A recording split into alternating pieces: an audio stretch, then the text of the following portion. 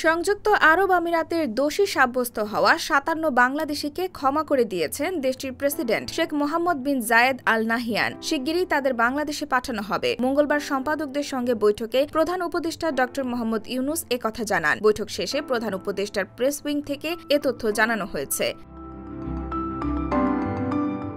এর আগে সংযুক্ত আরব আমিরাতে বিক্ষোভ করার দায়ে যাবজ্জীবন কারাদণ্ড সহ ৫৭ বাংলাদেশিকে দীর্ঘমেয়াদে সাজা দিয়েছিল দেশটির আদালত। বাংলাদেশে কোটা আন্দোলনের সমর্থনে আমিরাতের বেশ কয়েকটি রাস্তায় বিক্ষোভ করেন প্রবাসী বাংলাদেশিরা।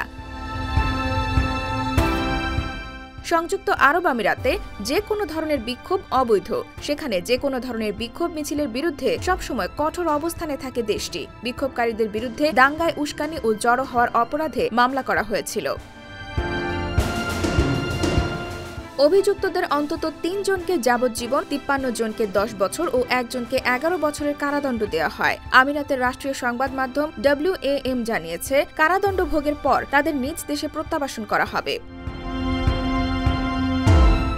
শেখ হাসিনা সরকারের আমলে এমন সাজা ঘোষণা করা হলেও সেই সময় কোনো উদ্যোগই নেওয়া হয়নি, বরং জানানো হয় নাশকতার চেষ্টার কারণে ওই দেশ সাজা দিয়েছে। বাংলাদেশিদের মুক্ত করা নিয়ে সরকার কোনো উদ্যোগ নেয়নি বলে অভিযোগ করেন ভুক্তভোগীরা। এর জেরে আওয়ামী লীগ সরকারের উপর ক্ষিপ্ত হন প্রবাসীরা। একাত্মতা প্রকাশ করেন ছাত্র আন্দোলনের সাথে। বন্ধ করে দেন দেশে বৈধ পথে রেমিটেন্স পাঠানো। অবশেষে ৫ আগস্ট সরকার পতনের পর রেকর্ড রেমিটেন্স পাঠিয়েছেন প্রবাসীরা।